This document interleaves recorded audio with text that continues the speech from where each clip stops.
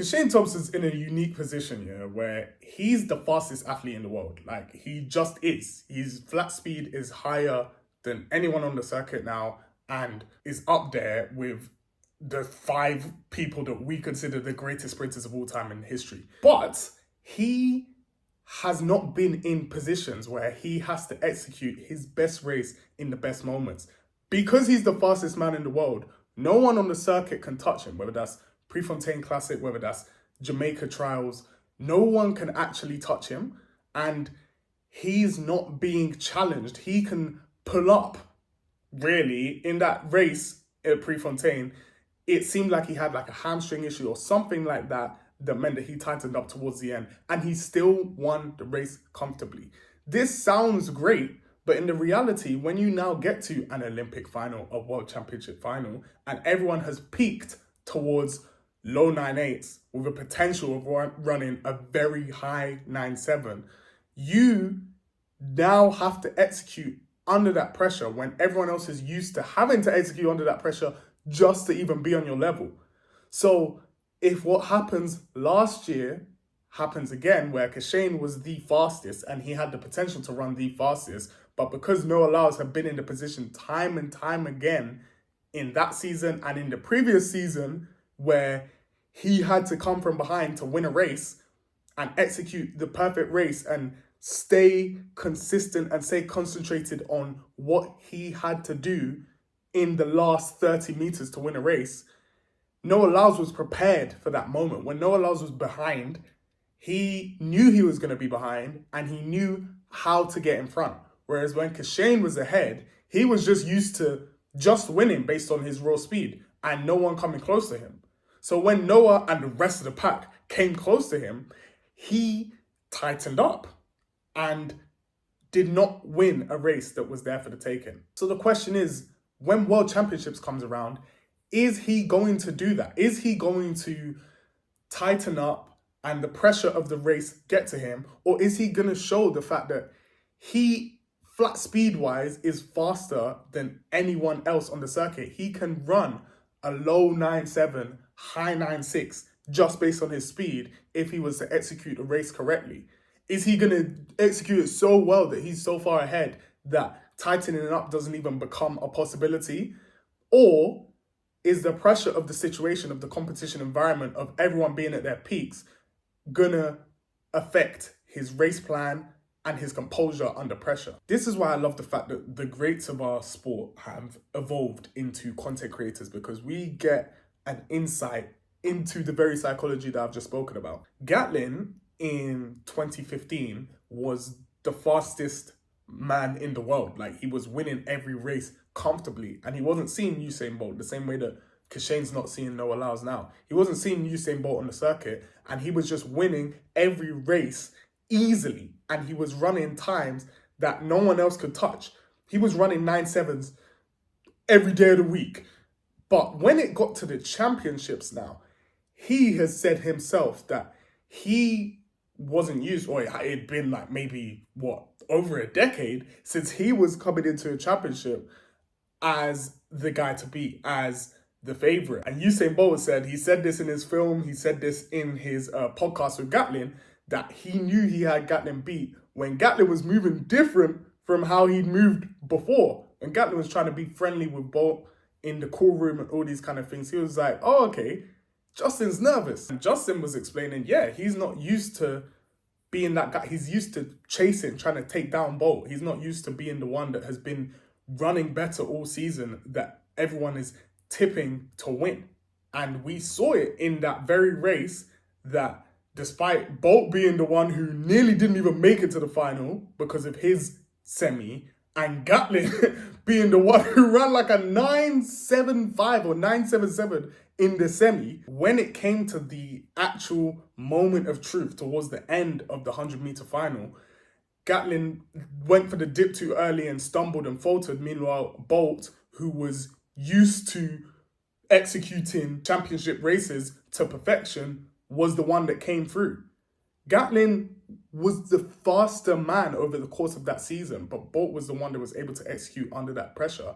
And we now have an insight into both athletes' minds as to why. So these World Championships, the 100 meters, we're going to see what Kishane Thompson is made of. We know what Noah Lyles is made of. We know he does this. Like, he executes under pressure very well. It doesn't matter what you think of the guy. When the pressure is around, he executes the best race that he can. And that's what makes athletes go down as an all-time great. Not just the flat speed or raw ability, but how you're able to harness that in the biggest moments. Now, someone that exhibits this very well, I think, is Letsile Tebogo. And we saw that at the pre-classic. Anytime there's any actual pressure or big moment on Tebogo, he delivers every single time. I've made a long video about this and you can see it for yourself. The higher the stakes, the higher the competition, you will just see that it brings the best out of him. People were kind of a little bit worried about him and his form and how he's dealing with his injuries and the emotional highs and lows of the last year, because he'd not even ran sub 20. I think his SB was like 20.1 or 20.13, something like that. But at the end of the day, when it comes to the pressure moments, he will deliver. And this was the first time of him really competing on a stage where everyone's watching. And he showed world lead instantly, just like that. Don't get me wrong. I've seen the form that Bednarek has been in all season. I know what Noah Lyles is capable of, but I just don't see either of them touching Tebogo in the two. If he's locked in, he's not getting it. No one's touching him. He, in my opinion, is the favourite for the World Championships. Now, with the women's 400, everyone's speaking about Sydney McLaughlin. Will she get the American record? I think she can get the American record quite easily, only if she's running against one of two people, or both those people, Nasa or Paulino. Without that, she's not as experienced in running these time trial races in the 400 as she is in the 400 hurdles. The reason why she's able to break the world record over and over again in the 400 hurdles is she knows that event in and out. She's been doing it since she was a kid, and there's a formula to it. You need to have this number of strides by this point when you get to these hurdles. So she knows how she needs to do in every segment of the race in order to run a certain time. But in the 400, that's not the case. She doesn't have those markers. She doesn't have that experience in the event to know that. And she is also human. She is also an athlete. Naturally, having the pressure on you is going to make you run faster, which is why we know she's capable of a 49 in the 400 hurdles. But she's never been pushed. If she ran that same race in which she ran 50.3, but someone's with her every step of the way, she's having to execute that even better. So if we know that she's capable of a 49 in the hurdles and she's running a 49 in the 400, imagine now she had that pressure from someone that's running low 48s. That American record will be even a step on the journey to where she's actually going. But it takes her and her coach really being ready to take that leap of faith. And if she loses, because these are elite 400 runners that we've got now, if she loses, it's fine. Like, the whole world will make a big deal of it because she never loses. But if that's what it takes to get on the way to becoming, the greatest athlete of all time and winning eventually Olympic gold in 400 in LA, if that's her goal, it's going to take putting herself out there in these big races where everyone's there to get her to the level of knowing the event and being able to execute the event at that level to win those medals. The new long jump format is confusing. It always used to be that you do what you do in whatever that qualifying period is, whether it's the first 3 jumps or the first 5 jumps, so that you can have the last jump. Remember, the order would reverse. So if you have 16 jumpers and 8 make it through to the final 3 jumps, the 8th jumper would jump first and the first jumper would jump last. That means that if there's any pressure to have a winning jump, you would be in control of your own destiny. You wouldn't be jumping and then hoping that everyone else falters. And it was the same when they changed it to this final 3 where everyone does 5 jumps and then the top 3 have essentially a jump off and whoever jumps the furthest wins. It was always the person who was at the top who earned that right to be the last jumper.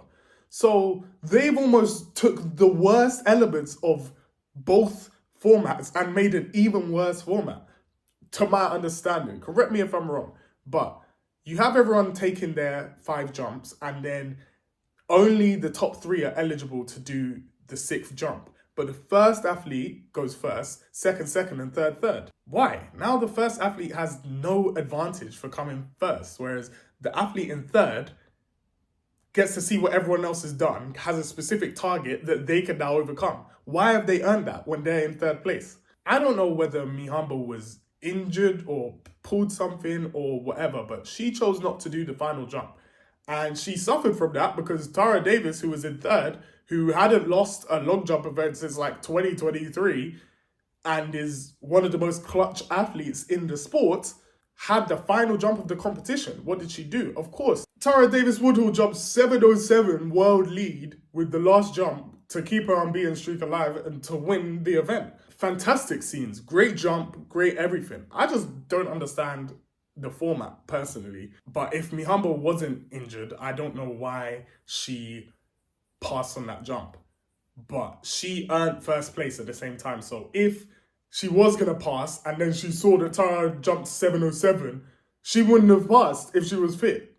So what's the point of earning first place if third place is in a greater advantage than you? Either way, if you want to join me on this journey to the World Championships, make sure to subscribe to Oko TV, follow my other platforms at Luke Oko TV on Instagram and at Luke Oko on TikTok, and I'll be keeping you updated on everything that's been going on and my opinions on it. Thanks for watching Oko TV. It's been real.